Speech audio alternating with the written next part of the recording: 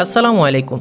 আপনার বিকাশ অ্যাকাউন্ট কার নামে রেজিস্ট্রেশন করা অর্থাৎ কার এনআইডি কার্ড দিয়ে আপনি বিকাশ অ্যাকাউন্ট তৈরি করেছেন সেটা জেনে নিতে পারেন আপনার হাতে থাকা স্মার্টফোনের মাধ্যমে।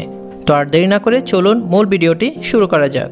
তো সর্বপ্রথম আপনাদের থেকে একটি অ্যাপসের প্রয়োজন হবে। গুগল প্লে স্টোরে চলে যাবেন, সেলফিন নামে চার্জ করে দিলে আপনাদের সামনে এই অ্যাপসটি চলে আসবে। অ্যাপসটিকে আপনারা ইনস্টল করবেন।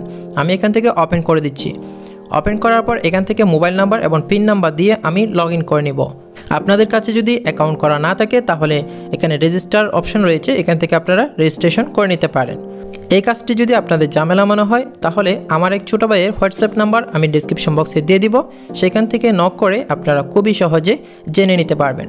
তো চলুন আমরা জেনে আসি কিভাবে এই অ্যাপসের মাধ্যমে বিকাশ অ্যাকাউন্ট কার নামে সেটা বের করব।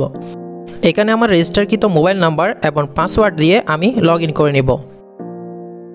লগ ইন করার পর আপনাদের সামনে ঠিক এই ধরনের একটি ইন্টারফেস দেখাবে। তো এখান থেকে বেশ কয়েকটি অপশন রয়েছে। তো এখানে আমাদের যেহেতু মূল টার্গেট হচ্ছে বিকাশ কার্ড নামে সেটা বের করা, তাই এখান থেকে ফান্ড ট্রান্সফার নামে একটি অপশন দেখতে পাচ্ছেন, সে অপশনে ক্লিক করে দিব। এরপর এখানে বেশ কয়েকটি অপশন আপনারা পেয়ে যাবেন, নিচের দিকে বিকাশও পেয়ে যাবেন। এখান থেকে বিকাশে ক্লিক করবেন। এখান থেকে আপনারা যে বিকাশে তথ্য বের করতে যাচ্ছেন, বিকাশ নাম্বারের তথ্য, সেই নাম্বারটা এখানে বসাই দিবেন। তো আমি প্রথমে এমন একটি নাম্বার দিব যেই নাম্বারে বিকাশ অ্যাকাউন্ট করা নাই, এটা আমি প্রুফ দেওয়ার জন্য করছি। তো এখানে বিকাশ নাম্বারটা বসাই দিলাম।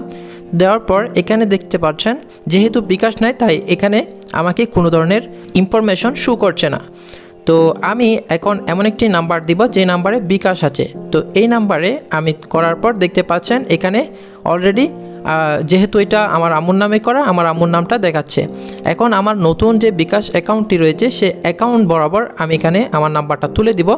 তো দেখতে পাচ্ছেন এখানে আমার নামটা শো করছে, তার মানে এটা 100% রাইট। এভাবে আপনারা চাইলে খুবই সহজে যে কোনো ধরনের বিকাশ নাম্বারের ইনফরমেশন বের করে নিতে পারবেন।